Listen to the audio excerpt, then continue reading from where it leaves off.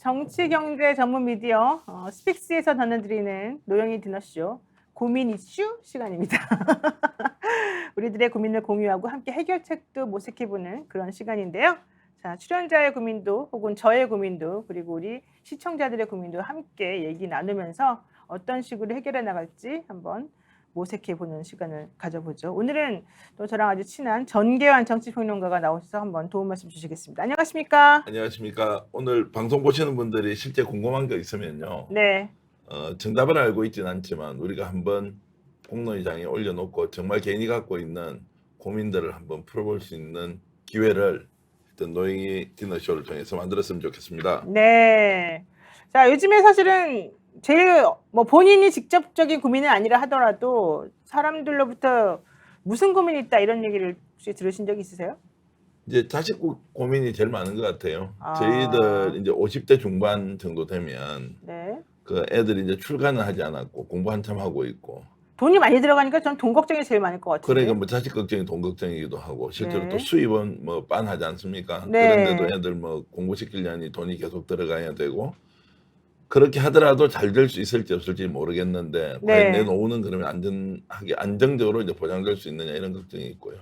또 곧 저희들도 퇴직하지 않습니까? 그렇죠. 그래서 이 방송을 보는 분들이 실제로 50대 중반 또는 50대 초반인 분들도 과연 이런 문제를 이제 어떻게 해결하고 있는지를 우리가 솔직하게 한번 얘기해 볼 필요는 있다, 이런 생각을 하고 있습니다. 맞습니다. 저도 그래서 저희가 한번 준비를 해봤는데요. 부모 부양, 자식 교육, 은퇴 준비까지 삼중고를 겪고 있는 이 5060 세대들의 고민을 한번 확인해보는 시간을 먼저 갖겠습니다. 우선 5060 세대들이 SNS에 글을 쓰면은요, 그 중에서 가족에 대한 글을 쓰는 비율이 상당히 높다는 겁니다. 예를 들면 2030 세대는 가족에 대해서 쓰는 비율이 3.2% 정도인데 5060 세대는 18.6% 정도 된다는 거예요. 하나생명 빅데이터 팀에서 정리한 걸 보면은 그만큼 우리들한테는 가족이 중요한 존재이기도 하고 좀 짐이 되기도 하고 무거운 책임의식을 갖게 하는 존재이기도 하고, 그래서 그럴까요? 우리를 보통 낀 세대라고 하지 네, 않습니까? 낀 세대 맞죠? 그 네. 부모가 고생하면서 우리 키운 거 다 알고 있죠. 네. 부모에 대한 부양, 의무, 책임, 뭐 좋게 얘기하면 효도 같은 건데, 그게 이제 나이 들면서 어쨌든 책임을 좀 져야 한다는 이런 강박관념, 의무감 이런 게 있고, 네. 또 우리는 우리 자식들이 굉장히 자유롭게 크도록 가능한 기회를 많이 제공하고 경제적으로 맞습니다. 크게 어렵지 않았기 때문에 또 이제 키워놨는데, 부모로부터 배운 것은 어쨌든 이 자식을 또 끝까지 좀 어떤 식으로든 양육을 해야 되는 거 아니냐는 또 의무감, 이런 것이 동시에 생기다 보니까 네.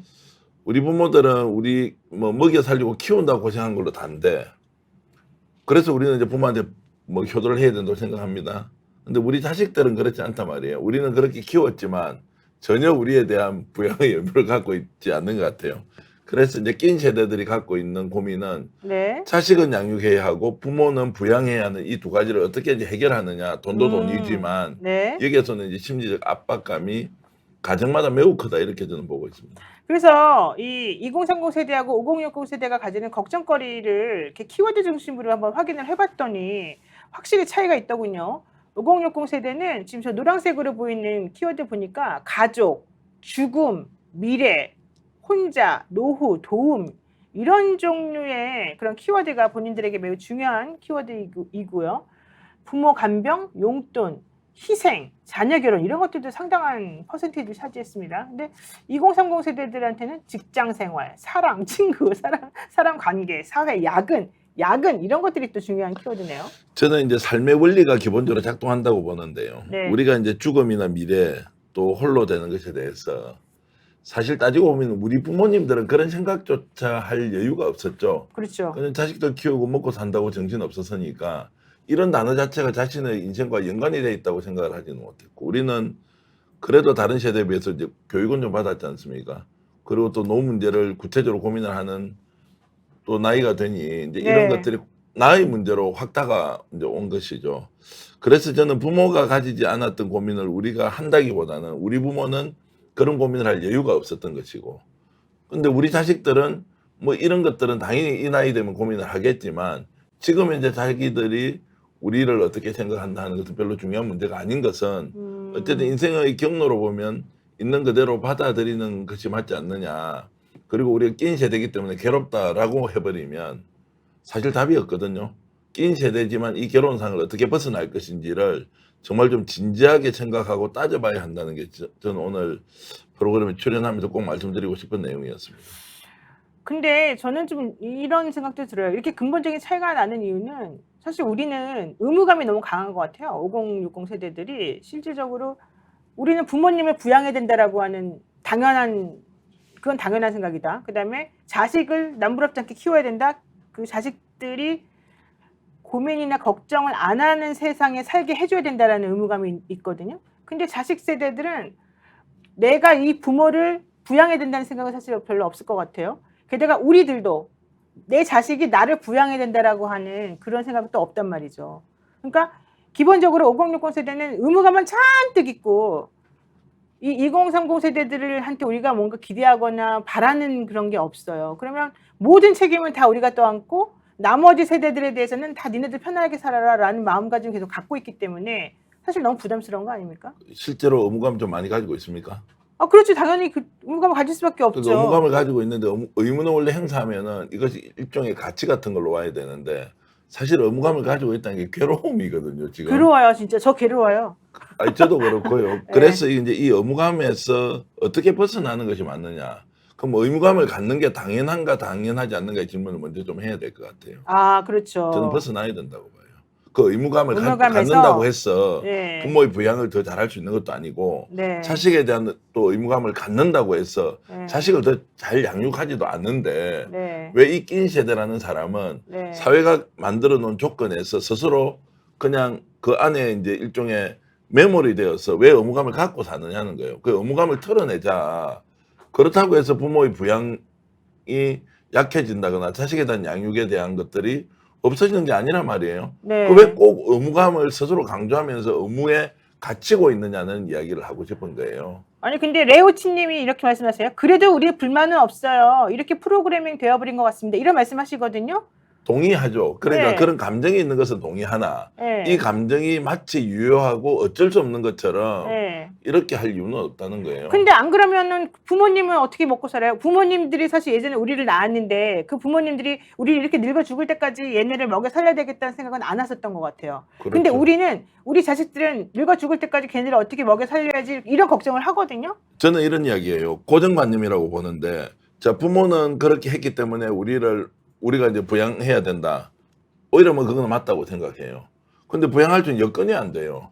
경제적으로도 잘 안 되고 네. 형제간이 모여서 부모를 어떻게 하자고 해서 합의도 좀 하기 어렵고 네. 또 부모의 경제력도 없어요. 네. 그 상황을 인식하고 어떻게 할 건지 답을 좀 내야 되는데 네. 매일 부부간에 이런 이야기 하면서 싸우기만 해요. 네. 괴로워서. 네. 야, 어머니 어떻게 하지? 아버지 어떻게 하지? 이런 것들이 현실적으로 나타나는데 어쨌든 저는 부모 문제와 자식 문제를 나눠놓고 보면요. 오히려 자식 문제가 해결하기 훨씬 쉽고요. 네. 부모 문제는 진짜 답이 없다는 생각을 저는 많이 하죠. 많이 합니다. 왜냐하면 부모가 당장 병이 들어서 집에 홀로 계시잖아요. 네. 그 경우에는 요양원에 보내거나 요양병원에 보내는 것 외에는 가정에서 어떻게 케어할 수 있는 길이 없어요. 근데 실제 그런 부모 한번 만나보십시오. 저도 뭐 그런 부모 모시고 있지만 당신의 인생이 왜 이런지 굉장히 후회하고 외로워하고 괴로워하세요. 그런데 진짜 해줄 거는 별로 없어요. 돈으로도 해결 안 되고 사람을 넣어줄 수 있는 여건이 된 사람도 거의 없는데 네. 그래서 이런 것들은 참 어떻게 할지 우리 사이에 함께 나눴으면 좋겠다. 자, 오늘 답을 내자는 거 아니에요. 냉정하게 생각해서 할 수 있는 것 없는 것을 부모에 대해서는 우리가 그래도 구분해서 형제간에 10만 원씩 내든 20만 원 내든 또는 그 경제력이 있는 사람이 좀 더 많이 내서 부양을 하든 이렇게 네. 하는데 네. 오히려 저는 오늘 이 자리에서 부모 문제보다는 자식 문제는 실제 해결할 수 있다고 저는 봐요. 아. 자식에 대한 평생 양육 의무 이것은 자식에게 진짜 도움되나? 아니면 부모에게 도움되나? 이런 걸 좀 생각해 보면 여기에서는 정말 의무에서 좀 탈출할 수 있다는 거예요. 방송을 보시는 분들한테 꼭 말씀드리고 싶은 것은 네. 실제로 내가 내 자식한테 최선을 다해서 양육을 하면 걔가 잘 된다는 보장이 있습니까? 솔직히. 솔직히 없죠. 그런데 남들 하니까 따라서 하는 거 아니에요. 내가 노후에 어떻게 될지도 모르는데 우리 자식을 위해서 계속 투자해줘야 된다는 것은 네. 일종의 당위 비슷한 거 있잖아요. 네. 그래서 남들 따라할 수도 있고 또는 내가 의무감이라고 할 수도 있지만 그것이야말로 굉장히 효율적인 투자일 수 있다는 생각을 늘 저는 하고 있어요. 그러면 한번 생각해 봅시다. 경제력이 좀 부족해서 네. 아이가 20살 때부터 야, 너 이제 20세 넘었으니까 독립해서 네가 먹고 살 궁리하고 살아야 된다고 형편이 안 되는 거예요, 부모가. 네. 그래서 늘 그런 게 아이가 청소년기부터는 익숙해져 있고 그렇게 살아야 된다고 생각을 했어요. 네. 그 부모는 재산이 우리나라 이제 평균 재산이 한 4억 정도 되거든요. 네. 뭐 그런 정도 수준이라고 보면 이 아이는 어떤 식으로든 자기가 직장을 구하고 자기 인생을 스스로 개척해야 된다고 생각한다고 교육을 또는 스스로 훈련이 좀 됐을 거 아닙니까? 네. 근데 그렇지 않고 제일 골치 아픈 데가 이제 재산이 한 10억쯤 있는 사람들이에요.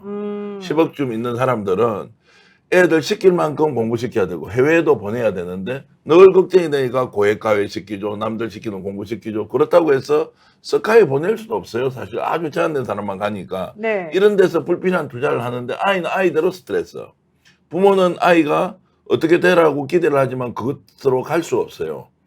그 좋은 대기업이나 이런 데 공무원 뭐 이렇게 되지도 않고 적당한 직장을 가지고 있으면서 오히려 부모에 대해서 의존하는 경향이 훨씬 더 강해져 버리잖아요. 네. 이게 더 골치 아니냐는 거예요. 그래서 부모 문제는 좀 제쳐놓고 자식 문제에 대해서 네. 자식도 그렇고 우리가 양육을 하고 있는 부모도 아이 문제에 대해서는 좀 더 독립적으로 갈 수 있는 길을 선택하는 것이 본인의 인생에도 매우 유용하다. 왜 이걸 네. 선택하지 않느냐. 네. 조금 더 오버해서 말씀드리면요. 네. 자식한테 부모가 이렇게 살아라고 이야기하잖아요. 그럼 그 자식이 가장 잘 되잖아요. 아마 부모 비슷하게 될 거예요. 내 농담이 아니고 진단대로 하는 이야기예요. 아, 그러니까는 부모가 자식에게 이렇게 해라라고 아무리 해봤자 결국 자기 수준으로 정도밖에 아이가 되지 않는다. 그리고 그 부모 이제 저도 똑같습니다. 제가 우리 부모 시키는 대로 잘 되었으면 어허. 지금부터 좀 나아졌을 건데 네. 부모가 시키는 대로 내가 되더냐고요. 잘 안 되잖아요. 그렇죠. 그런데 똑같이 나는 내 자식한테 이렇게 되어라고 막 강요를 하잖아요. 네. 걔가 그렇게 되냐고요. 그게 돈을 무지막지하게 쏟아 넣어. 네. 이게 효율적인 투자냐는 생각을 좀 해야 되니까 차라리 적당하게 좀 가난하면서 아이가 어릴 때부터 자립심을 가지고 크는 집과 어중간하게 부자이면서 계속 자식을 위해서 투자하는 경우에 결과적으로 어떤 것이 더 낫겠느냐. 네. 답을 한번 해보십시오. 전자가 훨씬 더 낫지 않겠습니까? 네. 자식의 인생으로 보면. 전적으로 동의하는데 사실 저는 부모님에 대한 부채감과 책임감이 되게 좀 많은 사람인데 부모님이 맨날 할 일 없으시고 심심하시고 아프시고 이런 것 때문에 되게 마음이 되게 아팠어요. 근데 애들은 뭐 지네가 알아서 크겠지, 자기네가 알아서 그냥 스스로 생각하겠지라는 생각을 많이 가지고 있었거든요.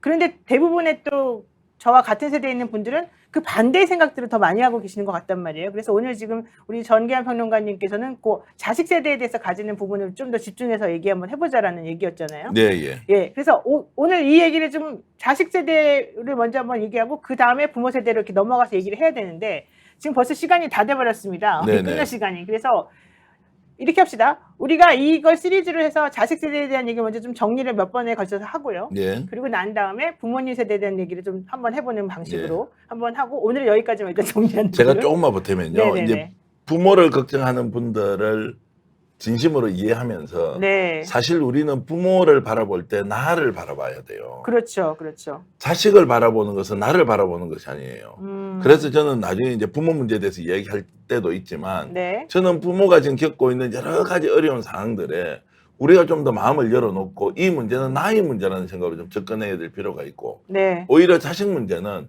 훨씬 더 자유롭게 독립적으로 갈 수 있는데 과감한 결단을 통해서 자기 인생 스스로를 개척하도록 해주는 것이 지혜로운 판단이다, 선택이다 이런 말씀 드리면서 다음 기회에 불려주시면 알겠습니다. 제가 좀 더 얘기를 나누겠습니다. KTX님께서 소유물이고 자기 마음대로 할 수 있다는 생각부터 버려야 됩니다. 오늘이님께서는 양자역학적으로 접근하면 답이 안 나옵니다. 단순한 우리 현대사의 경제 발전에서 답을 찾는 게 좋겠습니다. 이런 말씀하셨는데 좋은 말씀입니다. 좋은 말씀인 것 같고요. 이걸 좀 시리즈를 좀 정리해가지고 한번 체계적으로 접근해서 좀 구체화시켜서 한번 토론 한번 해보는 시간을 갖도록 하겠습니다. 일단 오늘은 여기까지 정리해야 될 것 같습니다.